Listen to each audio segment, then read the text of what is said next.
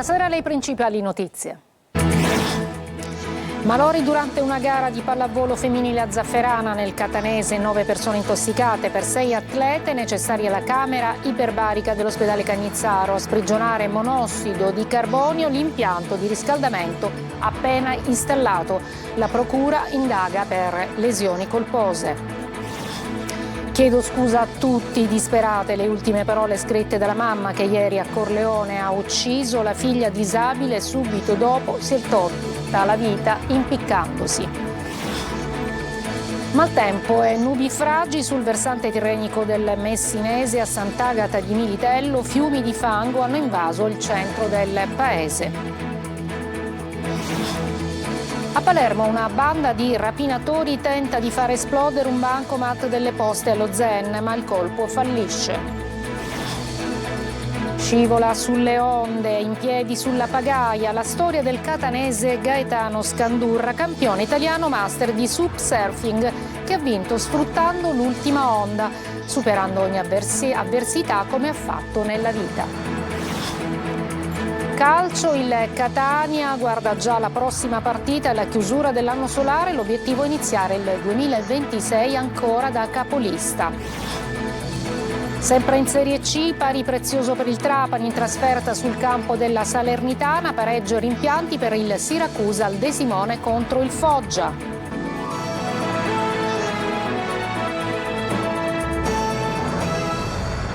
Buonasera, benvenute e benvenuti. Dunque, malori da monossido di carbonio e tanta paura durante una gara di pallavolo femminile a Zafferana, Etnea, siamo nel Catanese. 6 le atlete del Milazzo finiscono in camera iperbarica all'ospedale Cannizzaro, altre 9 intossicate. Probabile il cattivo funzionamento dell'impianto di riscaldamento, adesso sequestrato dai vigili del fuoco. E intanto la procura ha aperto un'inchiesta senza indagati, ipotizzando il reato di lesioni colpose. Tonino De Mana.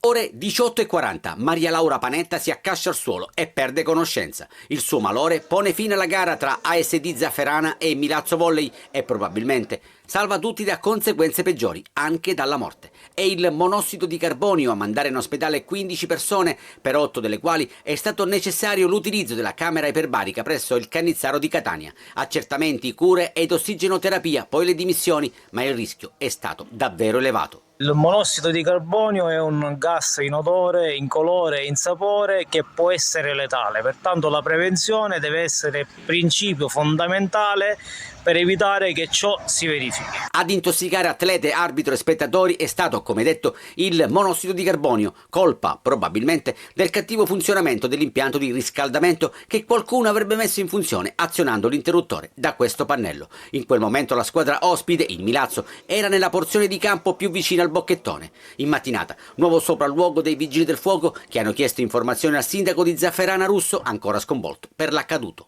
Certo c'è qualcosa che non ha funzionato, è stato sollevato l'interruttore dell'impianto di reazione e da questo è nato il problema. È un impianto che comunque era nuovo? Sì, l'impianto è nuovo, da pochi mesi aveva ottenuto l'autorizzazione necessaria da parte della Federazione Pallavolo per lo svolgimento della partita. Non le manda a dire Nico Caragliano, dirigente del Volley Milazzo. È successo e non doveva e non deve più succedere una cosa del genere assolutamente. Siamo arrabbiati, siamo incazzati, l'amarezza resta ancora di più in quanto non abbiamo ricevuto una chiamata ad oggi di solidarietà della squadra locale e nemmeno di qualche componente dell'amministrazione comunale. Sulla vicenda è stata aperta un'inchiesta. Si è scusata per il gesto, non aveva più le forze per continuare a vivere. Lucia, la donna che ieri a Corleone ha ucciso la figlia disabile, si è poi tolta la vita e la donna aveva lasciato in casa anche degli appunti ritrovati dai carabinieri. Martedì i funerali. Marco Gullà. Sono stanca, ho paura, amore mio ci manchi troppo. È uno degli appunti che Lucia Pecoraro aveva in casa e che sono stati trovati dai carabinieri. Corleone sconvolta dalla tragedia che ieri ha segnato il paese in provincia di Palermo. La madre che uccide la figlia disabile che poi si suicida, ha strangolato Giuseppina, ha deciso anche per lei, poi è salita al piano di sopra e si è impiccata. La tragedia della disperazione, entrambe erano rimaste sole da pochi mesi dopo la morte del marito.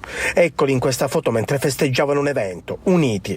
La donna anziana non avrebbe retto, dicono molte delle persone che la conoscevano, e come emergerebbe anche da alcune lettere ritrovate in casa con riflessioni sulla vita che conduceva al peso di dover gestire la figlia, soprattutto dopo la morte del marito. La figlia aveva anche smesso di camminare. L'ultima cosa che sono riusciti a fare insieme è stato un viaggio parrocchiale a Pompei. Al ritorno le sue condizioni di salute si sono aggravate e forse anche per questo Lucia è crollata. In un altro appunto, ritrovato dalle forze dell'ordine, la donna si scusava per il gesto che stava compiendo. Chiedo scusa a tutti, soprattutto a te, amore mio. Ci occupiamo di maltempo, delle piogge incessanti, soprattutto in queste ultime ore sul versante tirrenico del Messinese, a Sant'Agata di Militello, dove sono registrati allagamenti e fiumi di fango. Francesco Triolo. Forti piogge ed allagamenti. È stata una domenica difficile per la provincia tirrenica messinese, dove si è abbattuto un violento temporale. La situazione più critica si è verificata a Sant'Agata di Militello, dove le piogge incessanti che sono cadute sin dall'alba e fino al primo pomeriggio hanno provocato allagamenti, con un fiume di fango e detriti che ha invaso le strade del centro e delle aree limitrofe, a esondare il torrente Carruba, provocando allagamenti scantinati e piani bassi. Paura tra i residenti della zona, anche perché cantine e garage si sono allagati. Il quadro più critico si è registrato nel cuore del centro abitato, nella zona al di sotto di via Medici, tra via Cairoli e via Campidoglio, dove c'è stata una vera e propria invasione di fango per le strade e dove gli operatori comunali e le squadre di emergenza sono stati costretti ad intervenire con urgenza per eseguire operazioni di espurgo e rimuovere il fango che si era accumulato lungo le vie. Sul posto sono intervenuti anche la squadra NOIS e la protezione civile, vigili del fuoco e la polizia locale. Sempre a causa del maltempo, una frana ha invaso la strada statale 113 tra Acquedolci e Sant'Agata Militello. Una situazione difficile si è registrata anche a Militello Rosmarino. Adesso a Palermo una banda di rapinatori tenta di far esplodere un bancomat delle poste allo Zen, ma il colpo fallisce. Luca Ciliberti. Una banda di ladri ha cercato di scassinare il postamat allo Zen in via Gino Zappa a Palermo. Utilizzando dell'esplosivo, i ladri volevano far saltare in aria lo sportello bancomat dell'ufficio postale, un assalto in piena regola che ha lasciato solo devastazione, perché il sistema di sicurezza della banca ha retto e i criminali sono stati costretti a fuggire. L'esplosione è stata così potente da scagliare detriti, pezzi di lamiere e plastica in un raggio di 10-15 metri. Nonostante il fragore che ha svegliato l'intero quartiere, nessuno ha chiamato il 112. Secondo una prima ricostruzione degli agenti del commissariato di San Lorenzo, i ladri avrebbero prima preso a mazzate la struttura esterna del postamat per creare una fessura, poi vi hanno inserito un ordigno artigianale. Una volta acceso l'innesco e raggiunta una distanza di sicurezza, i ladri poi hanno provocato la deflagrazione. Tuttavia la cassetta di sicurezza interna, che custodiva il denaro contante, ha resistito all'urto mandando in fumo i piani della banda. Si ipotizza che i malviventi abbiano tentato di svaligiare anche un'attività di ristorazione della zona. Anche in questo caso però il colpo è fallito grazie all'attivazione del sistema nebbiogeno del locale, che ha costretto i criminali a desistere e a scappare ancora una volta. I vigili del fuoco di Catania hanno soccorso una 58enne che per cause da accertare si è infortunata a una caviglia cadendo mentre si trovava sulla scogliera della Timpa di Acireale.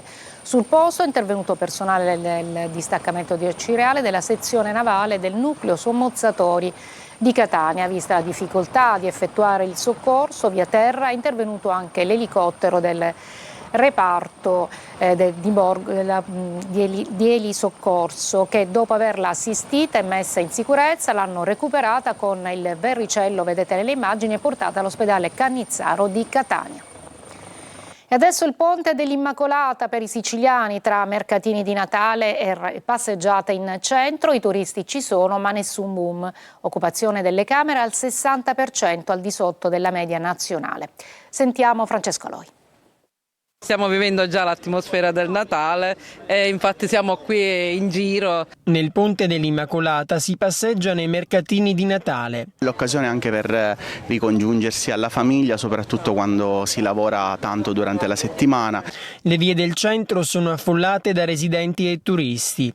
Questa è Ortigia, Siracusa. Loro arrivano da Genova. Eravamo in delle belle giornate e le abbiamo avute. Le abbiamo avute, poi il fascino della Sicilia è irresistibile. Vengo da Venezia e sono venuta qui per godermi il ponte, quindi in un posto meraviglioso. In Sicilia 3 giorni, sabato, domenica e lunedì, veniamo dal nord.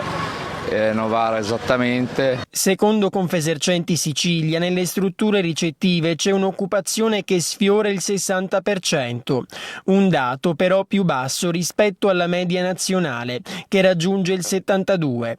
Turisti o no, chi pensava di andare sull'Etna per sciare è rimasto deluso, dovrà aspettare ancora un po'. Qui siamo a 1800 metri, Monte Conca. Abbiamo uno zero termico piuttosto alto, quindi sta nevicando sopra quota 2200 metri, quindi le piste attualmente non sono servite da un innevamento sufficiente che chiaramente non permette l'apertura degli impianti. Si spera in condizioni migliori magari a metà mese. Ma il meteo è instabile un po' ovunque, tra sole, nuvole e pioggia. E nonostante tutto, anche con il panettone in bella vista, c'è chi mangia ancora il gelato. È buono il gelato, cioè è la cosa che mangio sempre quando esco. Chi resta a casa invece ne approfitta per fare albero e presepe, perché il Natale è alle porte. Una rissa è scoppiata nel carcere di Trapani tra 5 detenuti stranieri. Il personale in servizio, intervenuto per sedare gli animi, è stato travolto dalla furia dei reclusi. Un sovrintendente della polizia penitenziaria ha ricevuto un violento colpo al volto che gli avrebbe fratturato il setto nasale. Trasportato al pronto soccorso, ha ricevuto 5 punti di sutura. Lo rende noto Antonio Savalli, delegato nazionale della Confederazione Sindacati Penitenziari. Breve pausa e poi la bella storia di Gaetano Scandurra, il catanese campione di subsurfing.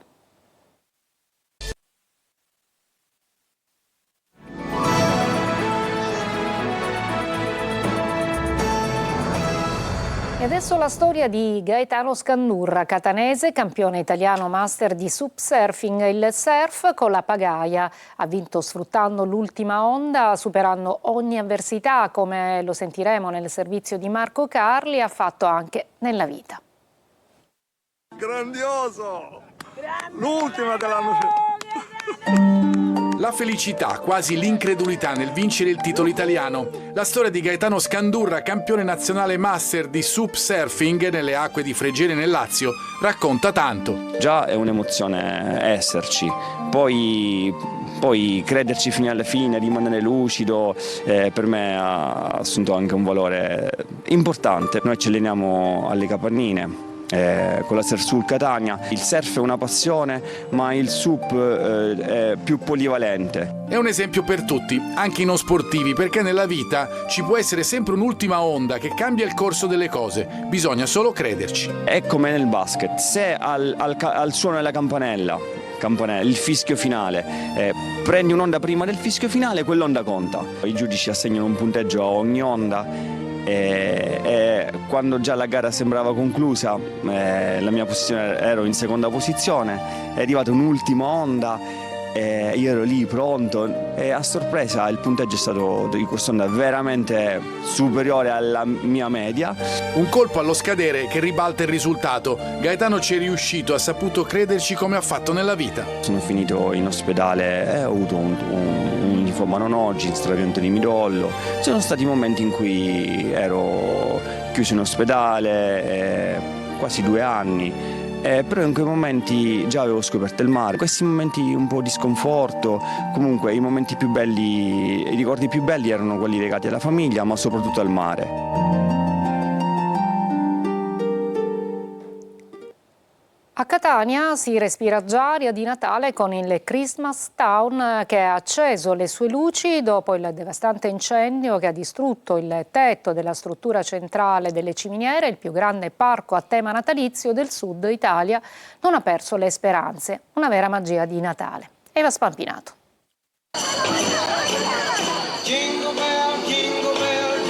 Bellissimo, divertentissimo! Ma allora non è solo per bambini? No, assolutamente! A Catania è esploso il Natale, elfi, musicisti, colori, giocattoli, tutto a dimensione reale, come entrare dentro un film di Natale dove i protagonisti diventano loro, i bambini, ma anche i genitori. Ogni anno c'è un vestito diverso. Lei si presta. Anche perché, o mi presto, quindi non posso fare altro.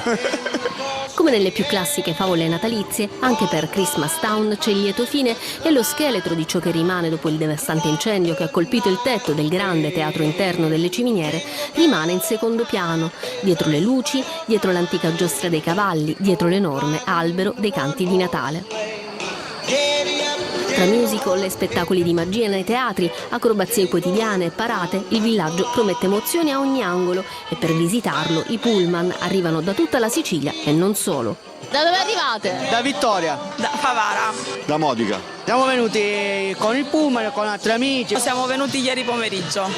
Abbiamo dormito qua, per un po' vanno via tutti i pensieri. Catania punta così a diventare la capitale del turismo natalizio del sud Italia, offrendo un mese intero di atmosfera, luci e ricordi destinati a durare. Tra le novità più amate la casa del Grinch, che incuriosisce tantissimo i bambini. Tutti in fila sul corso Jingle Bell in attesa di entrare in casa di Babbo Natale con un occhio al cielo sperando che non piova. I bimbi sono intenti a scrivere la letterina a Babbo Natale. Sì, ne approfittiamo di questa situazione, di questo bell'ambiente per scrivere quello che è il desiderio dell'anno. Signor Babbo, qual è lo slogan di quest'anno del Christmas Town? È sempre quello. Oh, oh, oh, oh! E buon Natale a tutti! Ci fermiamo, una breve pausa, poi un'ampia pagina dedicata al calcio siciliano.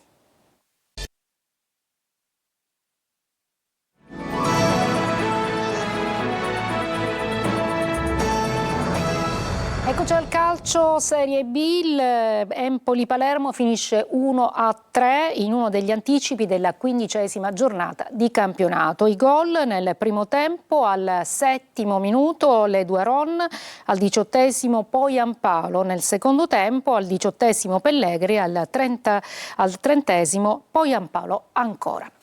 Invece veniamo alla Serie C, il Catania guarda già la prossima partita e la chiusura dell'anno solare. L'obiettivo è cominciare il 2026 e affrontare il mercato di gennaio ancora da capolista.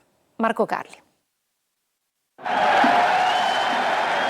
2 giorni di riposo dopo il defaticante di sabato e dopo i 3 punti di venerdì. Il piano l'ha evidenziato Toscano prima della partita col Crotone e l'ha ribadito dopo. Chiudere l'anno in testa non è l'obiettivo finale, ma per usare una terminologia ciclistica, un traguardo volante che resta significativo a metà del percorso. Per arrivare primo al Giro di Boa, il Catania deve superare 2 tappe, la prima in trasferta sul campo del Potenza, la seconda in casa con l'Atalanta Under 23. La concentrazione è tutta sui lucani, la ripresa degli allenamenti è fissata per martedì con giocatori come Martic che potrebbero ritornare presto a disposizione dopo il rientro importante di Raimo. La partita col Crotone ha aumentato la convinzione di fronte a una reale emergenza con 7 giocatori indisponibili. Il Catania ha saputo non solo vincere, ma dare un evidente segnale di compattezza e anche di bel gioco in talune fasi. Dicembre è cominciato bene, squadra, società e tifosi vogliono che si concluda al meglio. Poi ci sarà il mercato. Bruzzaniti del Pineto è un nome dopo l'infortunio di Cicerelli, piace a molti e il costo del cartellino non è un dettaglio. Manzi e Rocchi sono opzioni per la difesa in mezzo ad altre e poi c'è l'attesa per capire se l'entourage di Jimenez sposerà il progetto del Catania anche in proiezione futura. Temi importanti, ma intanto c'è da tagliare per primi il traguardo volante. Prima tappa, Potenza. Salernitana costretta al pari dal Trapani, buona prestazione della squadra siciliana di Grandolfo e di Anastasio, i gol che fissano il punteggio sull'1-1. Franco Cammarasana. Una deviazione vincente di Grandolfo dopo appena 9 minuti ed una punizione di Anastasio al 35esimo decidono Salernitana-Trapani, partita che la squadra di Aronica ha gestito molto bene sotto l'aspetto tattico e della personalità, sebbene priva di elementi come Di Noi e Fschnaller. Per oltre mezz'ora Trapani padrone del campo, andato in vantaggio, come si diceva al nono, su un tiro dal limite di Ciotti e la deviazione vincente di Grandolfo. Salernitana vicino al gol al 31esimo su una conclusione di De Boer respinta da Galeotti, ma 4 minuti dopo arriva il pari su una magia su punizione di Anastasio, imparabile per Galeotti.